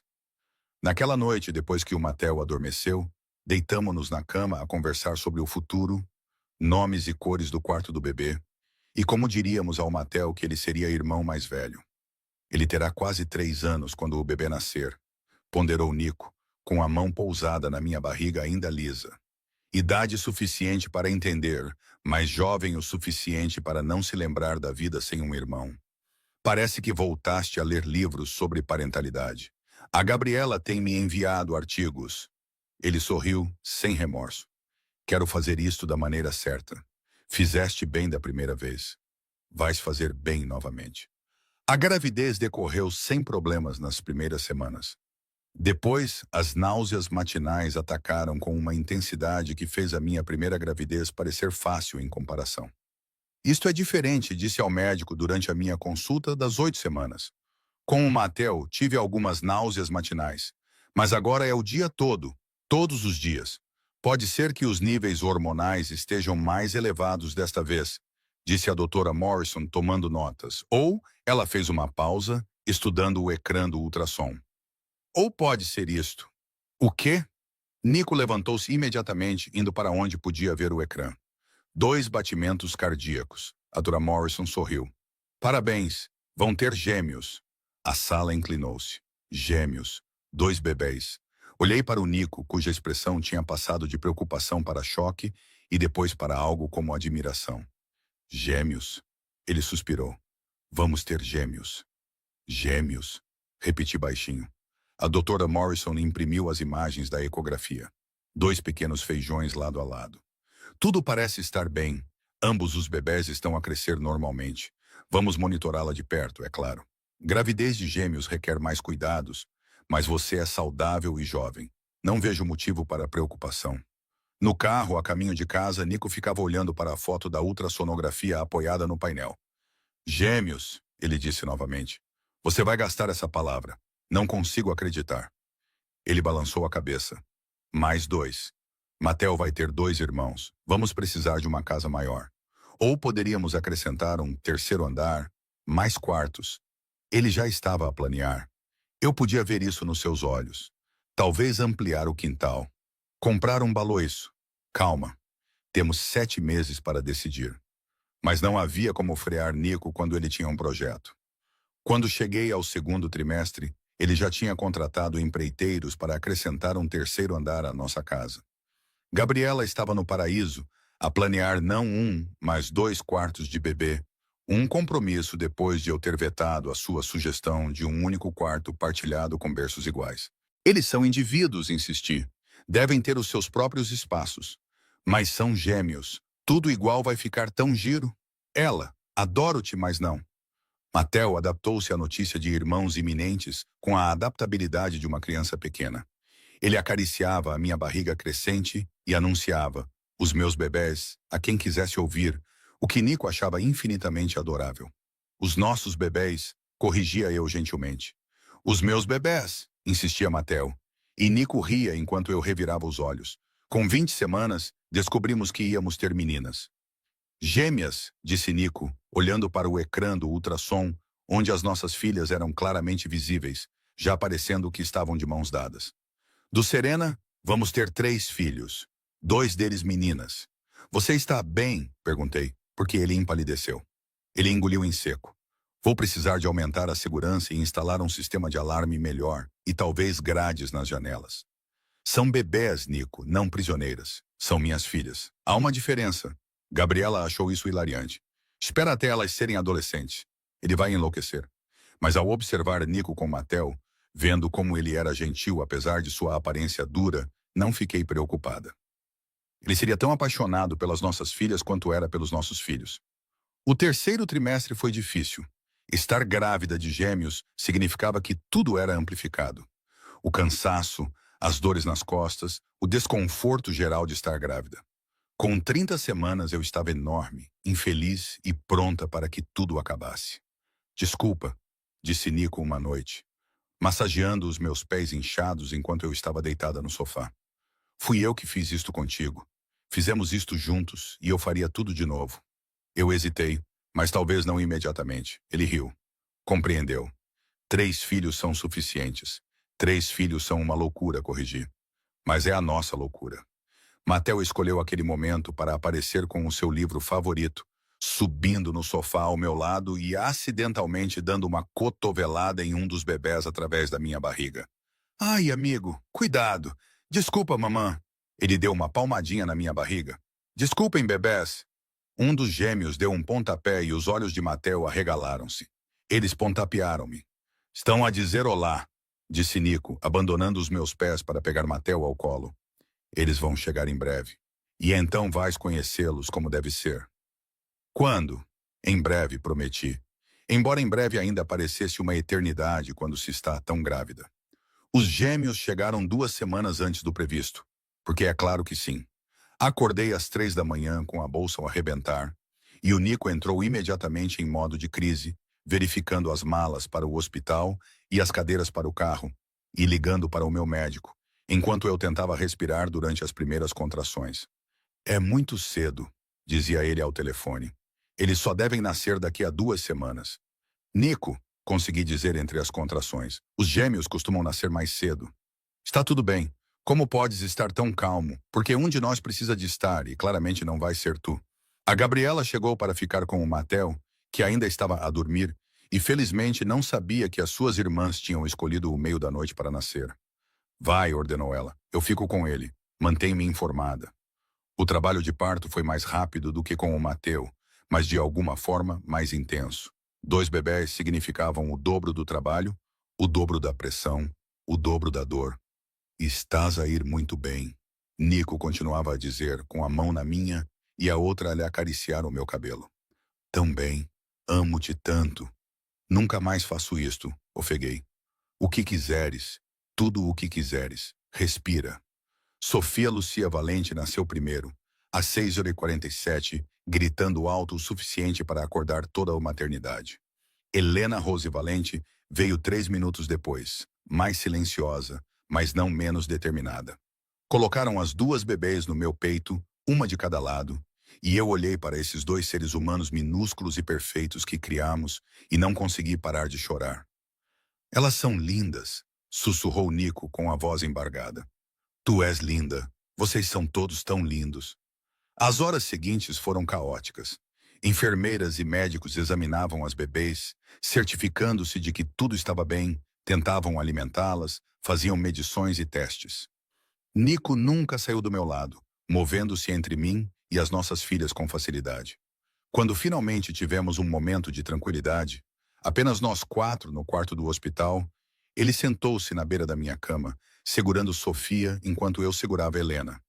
Conseguimos, disse ele suavemente. Conseguimos. 3 filhos. 3 filhos, concordei. Estamos oficialmente em desvantagem numérica. Ele riu, com um som cheio de admiração e alegria. Eu não mudaria nada. Matel conheceu as suas irmãs no dia seguinte. Gabriela levou-o ao hospital, apesar do horário de visitas, porque ninguém dizia não a um valente. Ele aproximou-se do berço com cautela, claramente intimidado por essas criaturas minúsculas. Mateo, conheça as suas irmãs, eu disse. Sofia e Helena. Elas são pequenas, observou ele. Tu também já foste pequeno, Nico assegurou-lhe. Elas vão crescer. Posso pegar uma no colo? Nós o acomodamos cuidadosamente na cadeira, com Nico supervisionando de perto, e colocamos Sofia nos seus braços. Mateo olhou para ela com tanta concentração que eu tive que conter o riso. Oi, Sofia, disse ele com seriedade. Eu sou o teu irmão mais velho. Vou proteger-te. A mão de Nico encontrou a minha, apertando-a com força, e eu soube que ele estava a lutar contra a mesma onda de emoção que eu. Esta era a nossa família. Confusa, barulhenta, linda e nossa. Chegar a casa com gêmeos foi uma adaptação.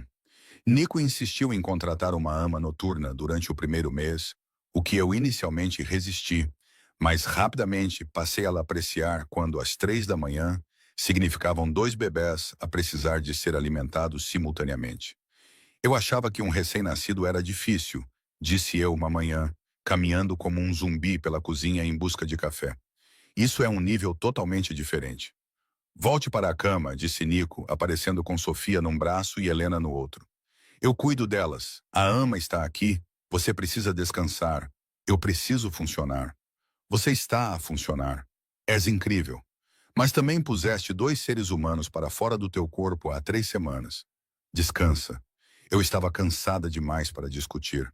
Voltei para a cama e dormi por 4 horas seguidas, acordando para encontrar Nico ainda cuidando das duas bebês, enquanto Matel brincava por perto, ajudando a trazer fraldas e conversando com as irmãs. És mágico, eu disse a ele. Estou apavorado, ele corrigiu. Mas estou aqui, estamos descobrindo juntos. E estávamos lentamente, caoticamente, exaustivamente descobrindo. As meninas desenvolveram suas próprias personalidades rapidamente. Sofia era a mais barulhenta, exigente e destemida. Helena era mais quieta, mais observadora, mas não menos determinada. Mateo levava a sério seu papel de irmão mais velho, sempre querendo ajudar, proteger, se envolver. Os meus bebés, ele ainda dizia, mesmo quando elas passaram de recém-nascidas a bebés. Os nossos bebés, eu corrigia. Os meus bebés, ele insistia, e Nico sorria enquanto eu balançava a cabeça.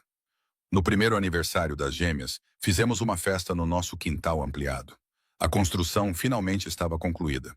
O terceiro andar estava completo, com 2 quartos de bebês e uma sala de jogos. O quintal agora tinha um baloiço, uma caixa de areia e mais brinquedos do que 3 crianças poderiam precisar. Gabriela, como era de se esperar, exagerou nas decorações. Antônio trouxe presentes que dariam para pagar uma faculdade. Os meus amigos trouxeram bolo suficiente para alimentar um exército. E eu fiquei com Nico a observar os nossos 3 filhos cobertos de glacê e rindo de pura alegria. E senti o meu coração se expandir além do que eu achava possível. Feliz? Perguntou Nico com o braço à minha volta. Tão feliz que às vezes me assusta. Por quê? Porque isto é tudo, e a ideia de perder tudo isto. Parei, incapaz de terminar a frase. Ele virou-me para ficar de frente para ele, com as mãos no meu rosto. Não vais perder nada. Não vamos perder isto. Prometo-te, Serena, isto é para sempre. E olhando nos seus olhos, acreditei nele. Naquela noite, depois de todos terem ido embora e as crianças finalmente adormecerem, caímos na cama, completamente vestidos. 3 filhos, disse Nico. 3 filhos, concordei. Somos loucos, somos felizes, somos os 2. Ele rolou para ficar de frente para mim, com uma expressão suave. Amo a nossa vida louca, caótica e linda. Amo-te, também te amo. Estiquei a mão e entrelacei os nossos dedos. Obrigada por quê? Por ter aparecido naquele primeiro dia na minha loja e todos os dias desde então. Por ter escolhido isto. Por ter nos escolhido. A escolha mais fácil que já fiz. E envolvi-me nos seus braços. Os nossos filhos dormiam no fim do corredor. A nossa casa estava cheia de amor, risos e vida. Eu sabia que ele estava certo. Isto era tudo e era nosso.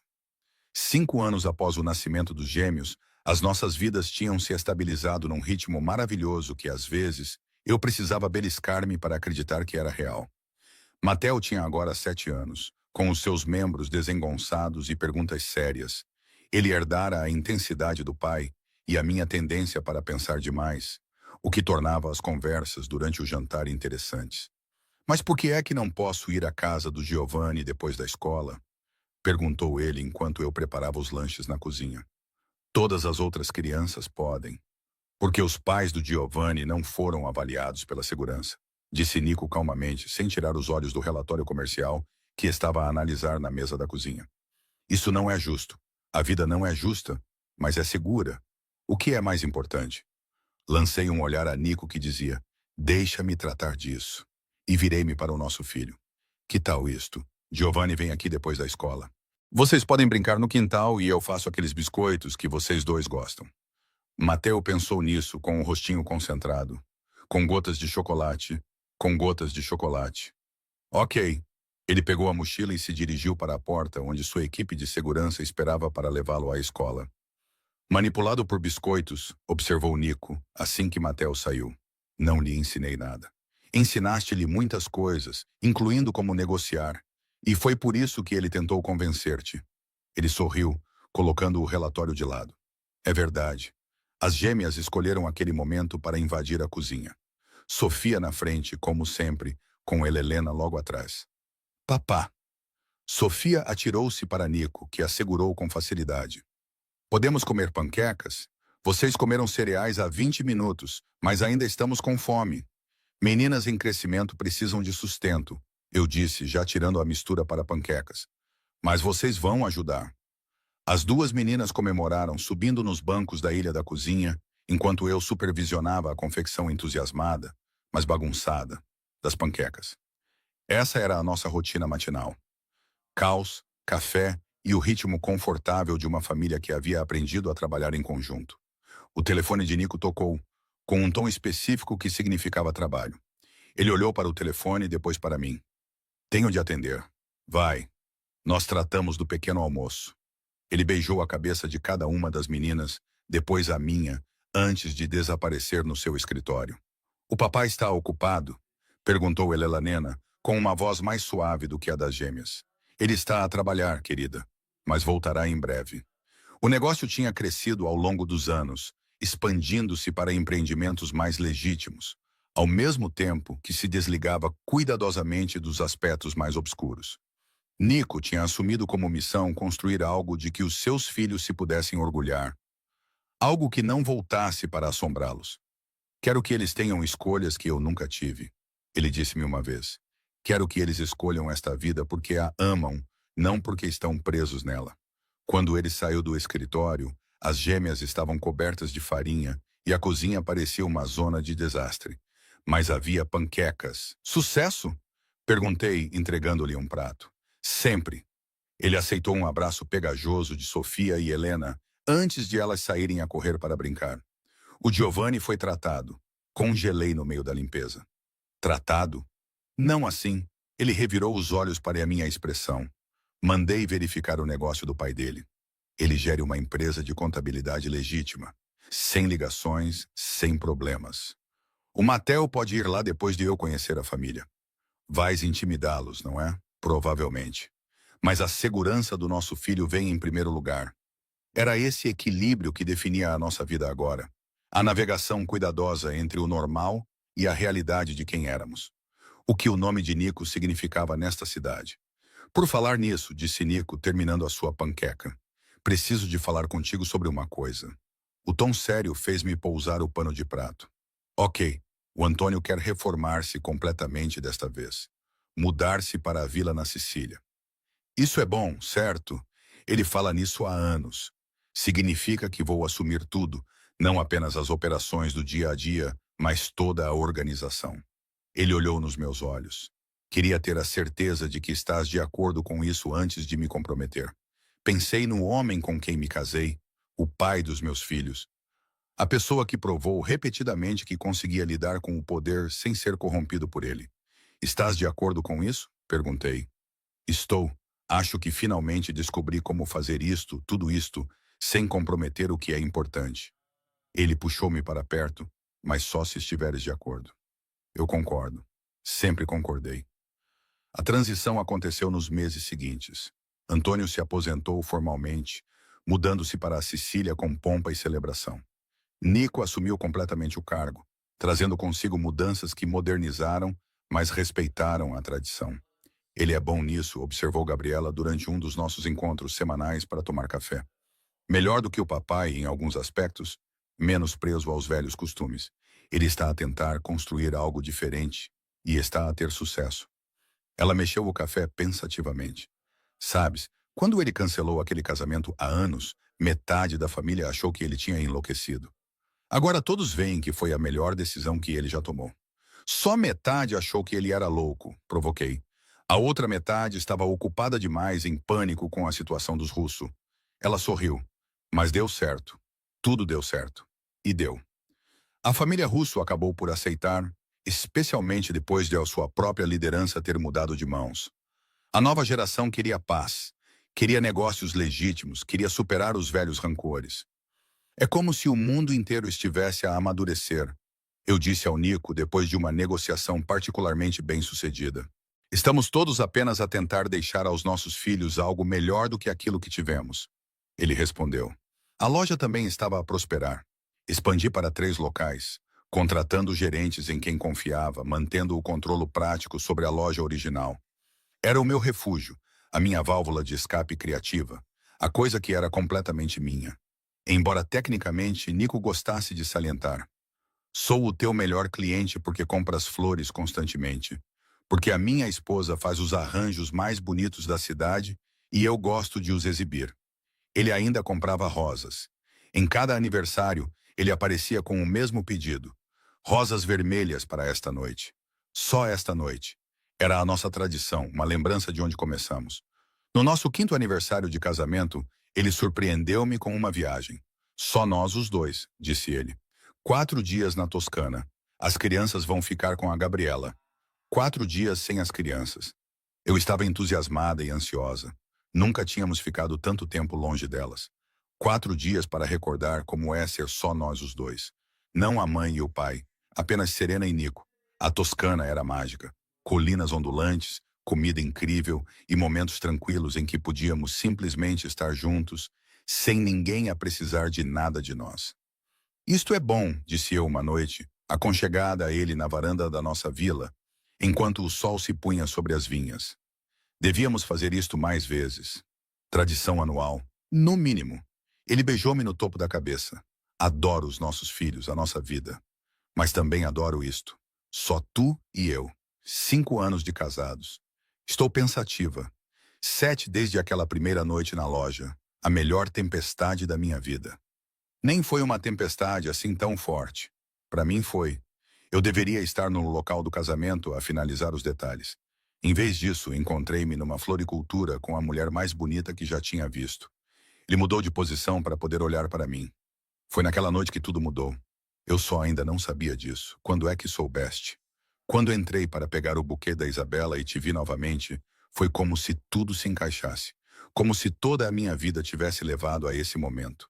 Pensei naquelas imagens de ultrassom, em como as rasguei, pensando que o tinha perdido antes mesmo de realmente o ter. Quase perdi tudo isso, disse baixinho. Não, eu não teria deixado.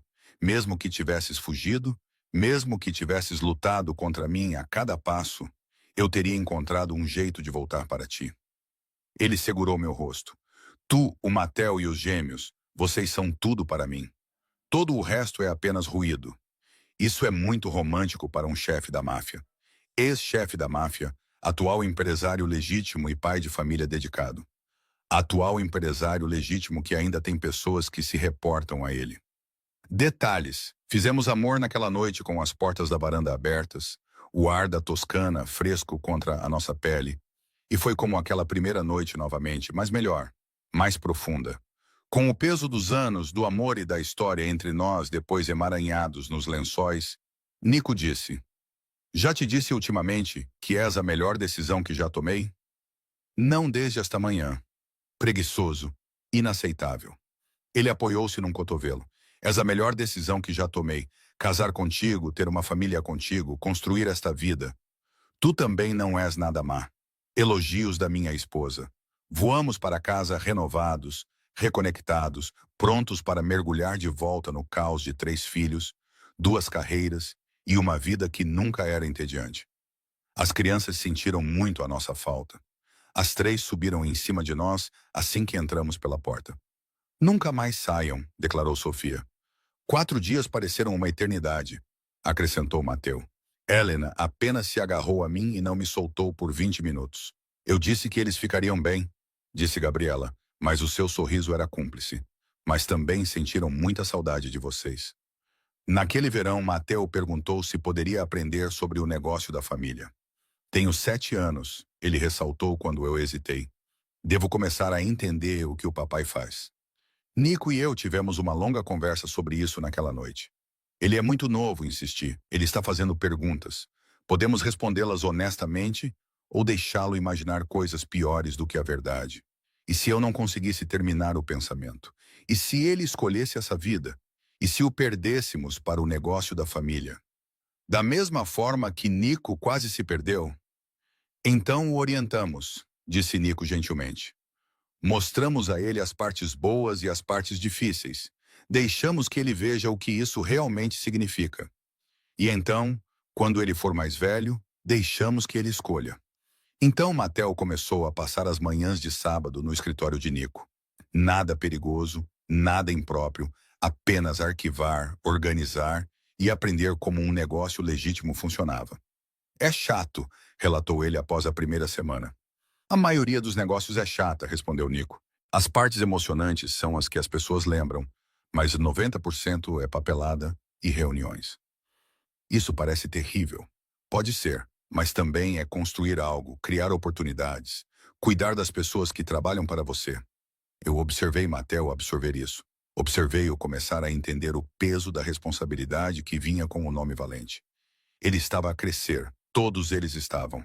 As gêmeas começaram o jardim de infância naquele outono, ambas na mesma turma, apesar do meu plano inicial de separá-las.